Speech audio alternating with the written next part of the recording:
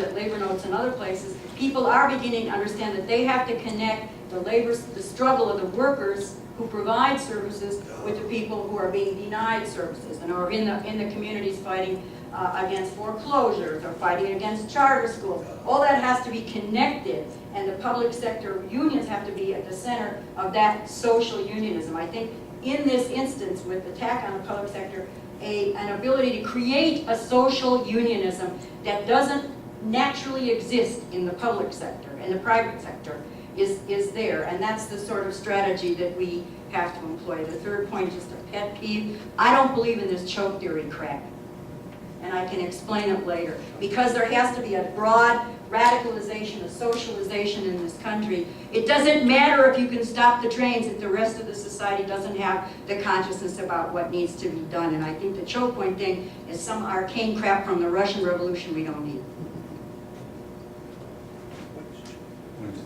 Yeah, I just want to second that, Lee. Also, I'm up here to announce that it's going to be the last question from the floor. We've got about 5 minutes if you care to summarize or comment on the comments that were made. It's your floor now.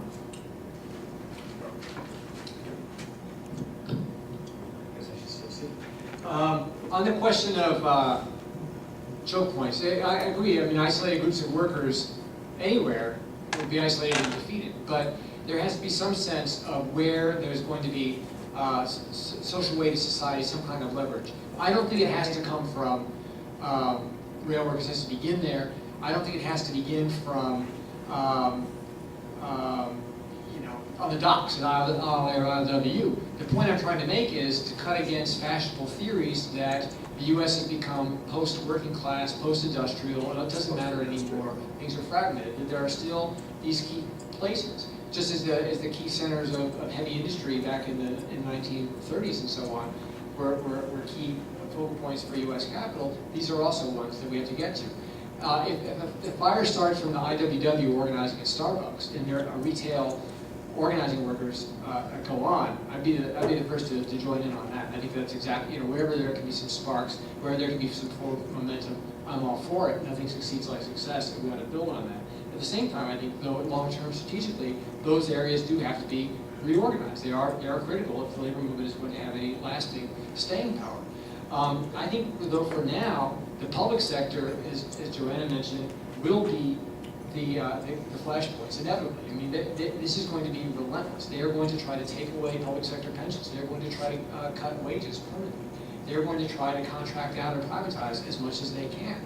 And the extent to which they've already sort of disseminated in terms of propaganda, the client, consumer versus worker narrative is really pressing.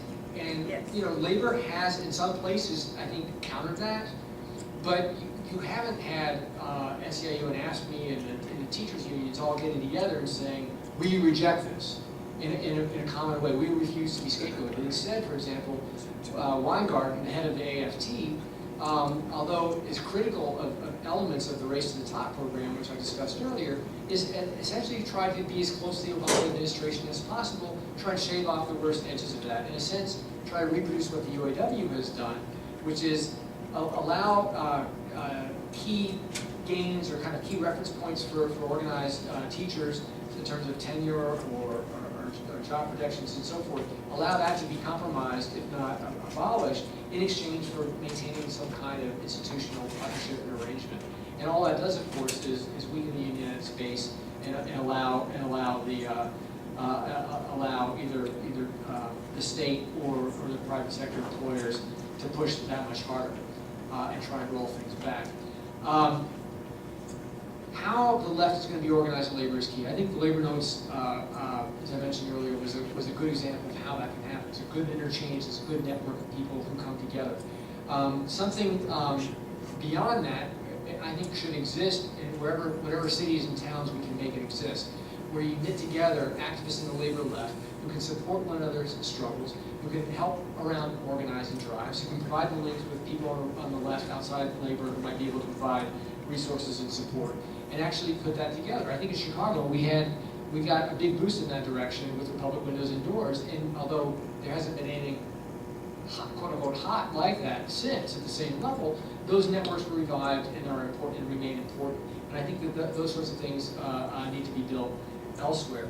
The potential, for example, for social unions in public sectors, I think was seen in the recent campaign by United Teachers Los Angeles to counter an effort by the school board to open up more than 200 schools to outside operators.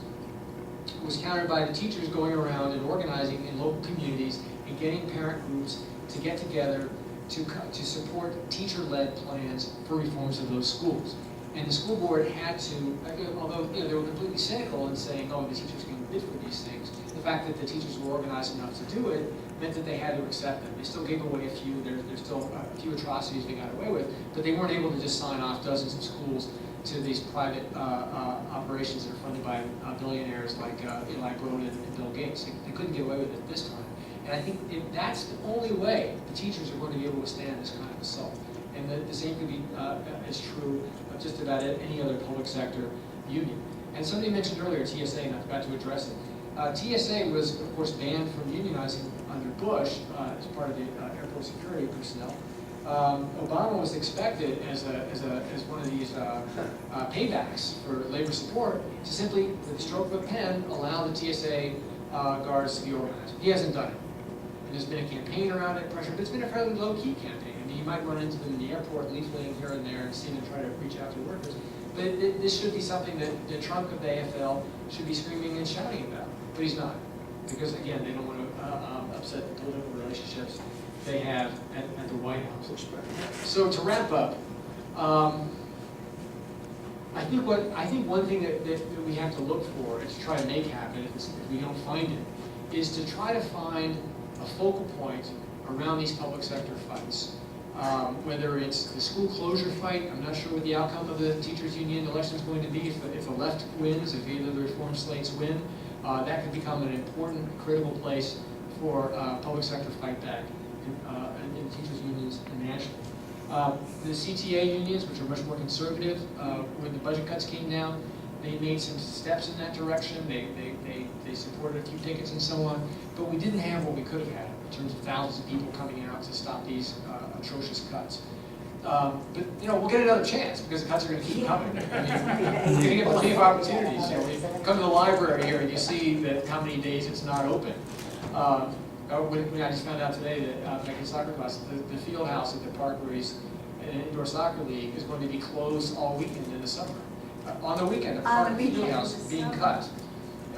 So unless a park actually gets private funding from some little community board or something like that, that's happening. So there's no shortage of opportunities around that. We have to put together whatever small alliances we can, and labor, whatever its weaknesses, is still the place where it's still the core organization of the working class in this country.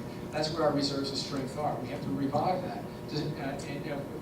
We'll look to organize and organize where we can, but if we need to try to draw some lines in the sand around some of these public sector cuts, make them key flashpoints politically as best we can. We might lose a round or two, but if we use those opportunities to counter this worker, greedy worker versus taxpayer BS that we're getting, and counter that with some good community labor alliances, we begin to lay the foundation for the long term for the kind of revival that we're going to need to get these unions moving in the right direction.